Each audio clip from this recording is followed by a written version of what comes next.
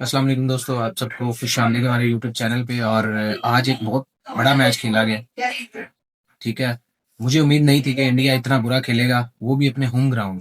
अगर यही मैच पाकिस्तान के खिलाफ इंडिया खेलता तो एक्सपेक्ट किया जा सकता था, क्योंकि स्पिनी पिचेस होती हैं वहां पे।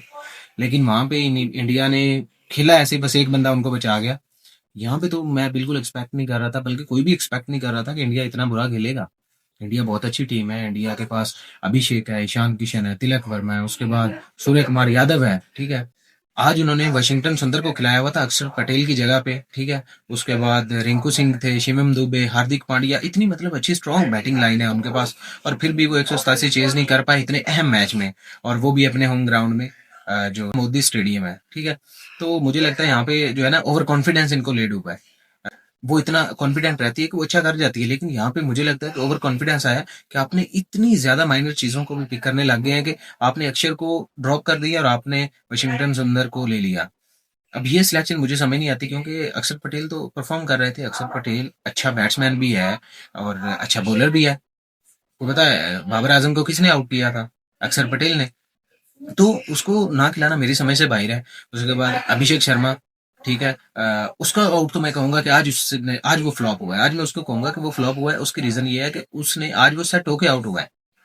अब मुझे लग रहा है कि वाकई उसकी टेक्निक में यह मसला है, या फिर वो प्रेशराइज्ड, वो बहुत अंडर प्रेशर है। उसको अब रेस्ट देनी बनती है इनकी। ठीक है, उनको एक दिन अभी उनके पास चांसेस हैं, अभी ये रेस्ट दे सकते हैं। मैचेस हैं सुपर एट के, तो उसकी जगह पे किसी को खिलाया जा सकता है। लेकिन मुझे लगता नहीं कि कोई रेस्ट देगा, क्योंकि एक आधा मैच वो कहेंगे खैर हार गए, हम ऑलरेडी जीतते आ रहे हैं, अनबीटन आए हैं, तो रेस्ट देने का जवाब बनता नहीं है। ठीक है, लेकिन मुझे लगता है कि जो उसका प्रेशर है ना, वो उसको खेलने नहीं दे रहा। वरना अभिषेक शर्मा 12 गेंदें खेल जाए और 15 रन करे, ये समझ में नहीं आने वाली बात। ठीक है, वो बंदा पहली बॉल से मारने वाला बंदा है। ठीक है, और जिस शॉट पे वो आउट हुआ वो छक्के वाली शॉट थी, लेकिन वो जितना अंडर प्रेशर था वो सारा नजर आ रहा था। उसकी शॉट से मिस हो रही थी, मिस जज बॉल हो रही थी। ठीक है, तो वहां से नजर आ रहा था। उसके बाद ईशान किशन के साथ बैड लक होगी, तिलक वर्मा के साथ। तिलक वर्मा ने भी अच्छा शॉट नहीं मारा मारा। ईशान किशन के साथ तो आप कह सकते हैं बैड लक है, लेकिन तिलक वर्मा जो है ना, वो वहां पे अच्छी शॉट मार सकते थे। उसके बाद सूर्य कुमार ने आके बैटिंग की शुरू, वो एंकर करना चाह रहे थे इनिंग को, लेकिन वहां पे वो एक ऐसी शॉट मार के आउट हो गए जिसकी जरूरत नहीं थी। वो बॉल जा कहीं रही थी, वो कहीं आगे आके मारने आए, वहां पे मिस हो गए। लेकिन ऐसा नहीं होना चाहिए था, उनको जिम्मेदारी से बैटिंग करनी चाहिए थी। उनको पता था कि हमारी विकेट्स गिर गई हैं। ठीक है, उसके बाद शिवम दुबे जो है उन्होंने अच्छा खेल पेश किया, हार्दिक पांड्या अच्छी बैटिंग करके गए, उनके साथ बैड लक हुई कि बाउंड्री से एक अच्छा कैच किया फील्डर ने। उसके बाद वहां से रिंकू सिंह सेम, वो भी मतलब एक गलत शॉट खेलते हुए आउट हो गए, कि मतलब जज नहीं हुई बॉल उनसे भी। ठीक है, मतलब ज्यादातर प्लेयर जो है ना वो खुद आउट हुए हैं। जो साउथ अफ्रीकन बॉलर्स हैं उन्होंने आउट नहीं किया, ये ज्यादातर खुद आउट हुए हैं। तो अगर आप क्रेडिट देना चाहें तो सिंपल है, उन्होंने एक अच्छी बॉलिंग की है, लेकिन इन्होंने ज्यादा गलतियां की हैं। आप ये कह सकते हैं कि वो जीते नहीं, ये हारे हैं। ठीक है, तो यहाँ पे अगर हम देखें तो जो उसके बाद आते हैं बुमराह है या वरुण है, अर्शदीप है, इनसे आप उम्मीद नहीं लगा सकते। बैटिंग लाइन इतनी थी, जब रिंकू आउट हो गए तो उसके बाद मैच खत्म था। ठीक है, शिवन दुबे कभी भी आउट हो सकता था, उसकी भी शॉट्स वो भी मतलब मार रहा था इस तरह के, मतलब कभी भी मैं आउट हो सकता हूँ, साथ वाला आउट हो सकता है।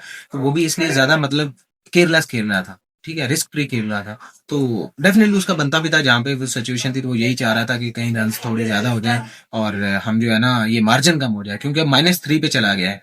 ठीक है, रन रेट इंडिया का, और साउथ अफ्रीका का +3 पे है। एक बड़े मार्जिन से शिकस्त दी है साउथ अफ्रीका ने। अच्छी बॉलिंग की है, अच्छी बैटिंग बैटिंग उनकी भी फ्लॉप हुई है, मैं आपको बता दूं। जो है ना, थोड़े रन किए हैं सबने। ठीक है, 30 32 12 25 20 इस तरह ही। लेकिन ये है कि वो एंकर करके थोड़ा थोड़ा करते गए हैं। इनके सारे बैट्समैन जो है ना वो फ्लॉप हो। ठीक है, इनके आप ये देख लें कि तिलक भी जीरो पे, रिंकू सिंह भी जीरो पे, उसके बाद अभिषेक 15 करके गया। ठीक है, और ईशान किशन भी जीरो पे। ठीक है, ये इनके तीन बड़े बैट्समैन है। नीचे से आगे फायर पावर देता है रिंकू सिंह, ऊपर से फायर पावर देता है ईशान किशन है, तिलक वर्मा एंकर करके खेलता है, सिचुएशन के हिसाब से खेलता है। तो ये मतलब इतने बड़े प्लेयर्स जो हैं वो इस तरह आउट हुए हैं कि लग नहीं रहा था कि ये कोई अच्छी शॉट्स मार के आउट हुए हैं। तो अब थोड़ा सा मुकाबला दिलचस्प हो जाएगा। दूसरे दूसरे ग्रुप का भी। मैं पहले कह रहा था कि हमारे ग्रुप में काफी सनसनी फैल गई है, तो अब मुझे लगता है कि इस ग्रुप में भी, इंडिया वाले ग्रुप में भी सनसनी फैल जाएगी, क्योंकि अब इंडिया को अगले दोनों मैचेस जीतने हैं, साथ में साउथ अफ्रीका। अगर कोई और टीम दोनों मैच जीत जाती, लाइक वेस्ट इंडीज हरा देती है जिम्बाब्वे को और साउथ अफ्रीका को, वो हरा सकती है। जिम्बाब्वे अच्छी फॉर्म में आ रहा है, वो इन दोनों को हरा सकती है। इंडिया को समझे कि आप हार गए, इंडिया से वो हार जाती है। तो वहां पे रन रेट को अगर हम देखेंगे ना, जितने बुरे मार्जिन से इंडिया हारा है, ये -3 का बहुत बड़ा रन रेट जो है ना डेफिसिट होगा इंडिया के लिए। तो ये वहां पे जाके प्रॉब्लम क्रिएट कर सकता है।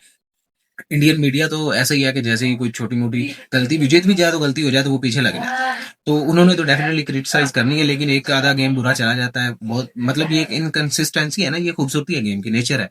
आप डिफाइन नहीं कर सकते मैंने यहाँ पे ये करना है, मैंने यहाँ पे ये करना है, या ऐसा हो या ऐसा हो। ये एक नेचुरल है, नेचुरल चीज में कभी ऊपर कभी नीचे, यही इसकी खूबसूरती है। आज हारे हैं तो उनको जीत की वैल्यू का अंदाजा होगा, ठीक है। नेक्स्ट टाइम ये आएंगे तो ये वाली मिस्टेक्स करेंगे नहीं।